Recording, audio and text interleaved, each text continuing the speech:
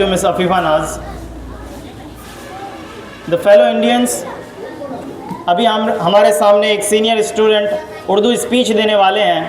इसमें मेरे नज़र में उनका जो वर्ड्स का कलेक्शन है वो गालिब की तरह है, और जो उनका बोलने का अंदाज़ है वो डॉक्टर राहत इंदौरी की तरह है। जी हाँ, मैं बात कर रहा हूँ अवैस रज़ा की। एक बार ज़ोरदार तालियां हो जाए अवैस रज़ा के लिए। ब्रो,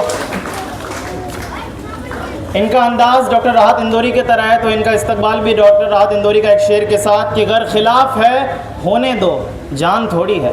गर खिलाफ है तो होने दो जान थोड़ी है, ये सब धुआं है कोई आसमान थोड़ी है। और लगेगी आग तो आएंगे घर कई जद में, लगेगी आग तो आएंगे घर कई जद में, यहाँ पे सिर्फ हमारा मकान थोड़ी है। मिस्टर अवैस रज़ा। मोहतरम जनाब प्रिंसिपल साहब, एडमिनिस्टर साहब और यहाँ पर बैठे हुए असातिज़े किराम और मेरे अजीज़ साथियों, अस्सलामु अलैकुम व रहमतुल्लाहि व बरकातुहू। आज इस पुररौनक महफिल में मेरा मौज़ूए खिताबत है यौम आज़ादी। वतन की मिट्टी गवाह है कुर्बानियों की दास्तान, कि वतन की मिट्टी गवाह है कुर्बानियों की दास्तान, शहीदों के लहू से रोशन है आज़ादी की पहचान। सलाम उन सबको जिन्होंने वतन के लिए जान लुटा दी, कि सलाम उन सबको जिन्होंने वतन के लिए जान लुटा दी, इन्हीं की बदौलत आज कायम है भारत की शान। आज हम यहाँ एक अजीम और तारीखी दिन की याद में जमा हुए हैं। आज 15 अगस्त है। ये वो दिन है जब बर्रे सगीर की तारीख में संगे मील की हैसियत रखता है। ये वो दिन है जब एक तवील सब्र आजमा जद्दोजहद के बाद बरतानवी साम्राज्य की गुलामी से आज़ादी हासिल हुई। ये दिन सिर्फ एक तारीख ही नहीं बल्कि हमारे नौजवानों और बुजुर्गों की कुर्बानियों का नतीजा है, उनकी लाजवाल मेहनत और बेपनाह जज्बे का समर है। यह दिन याद दिलाता उन लाखों शुहदा की कुर्बानियों का जिन्होंने 1947 में अपनी जानों का नजराना देकर हमें आज़ाद फिजा में सांस लेने का हक दिया। ये दिन याद दिलाता उन माँ बहनों और बेटियों की कुर्बानियों का जिन्होंने अपने लखते जिगर कुर्बान कर दिए मगर गुलामी के जंजीरों को कबूल ना किया। कि दुनिया में मिल जाएंगे आशिक कई पर वतन से हसी सनम नहीं होता, कि दुनिया में मिल जाएंगे आशिक कई पर वतन से हसी सनम नहीं होता।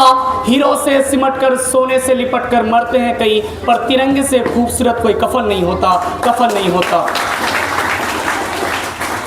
आज़ादी कोई तोहफा नहीं थी जो हमें प्लेट में रख कर दे दी गई हो, बल्कि एक ऐसी नियामत है जो खून पसीने और जद्दोजहद से हासिल की गई। हमारे कायद आज़म जवाहरलाल नेहरू, महात्मा गांधी, सुभाष चंद्र बोस, अबुल कलाम आज़ाद, अशफाकुल्लाह खां और बेशुमार गुमनाम सिपाहियों ने एक ऐसे ख्वाब को ताबीर दी जो बज़ाहिर नामुमकिन नजर आता है। उन सब की जद्दोजहद का महूर एक ही था, एक आज़ाद, खुद मुख्तार और खुददार कौम की तश्कील।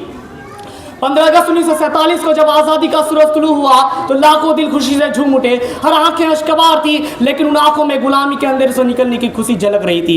हर लब पे नारे तकबीर था और हर दिल में नई उम्मीद की आगाज। ये दिन उस लम्हे की यादगार है जब एक पुराना बाब बंद हुआ और एक नया बाब शुरू हुआ। लेकिन मेरे प्यारे हमवतनों, आज़ादी हासिल करना एक मरीला है, लेकिन इसे संभालना और इसकी हिफाजत करना इससे कहीं ज्यादा अहम और मुश्किल मरीला है। हमें यह सोचना होगा कि हमने उन अज़ीम रहनुमा को ख्वाबों को पूरा किया, क्या हमने उन उसूल और इक़दार को अपनाया जिनके लिए हमारी कौम ने कुर्बानियां दी।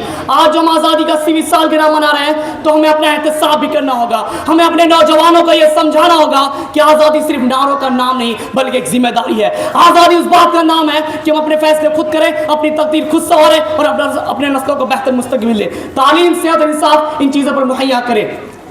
आखिर में उन तमाम शुहदा को खिराज अक़ीदत पेश करता हूँ जिनकी बदौलत आज हम आज़ाद हैं। हिंदुस्तान जिंदाबाद, आज़ादी पाइंदाबाद।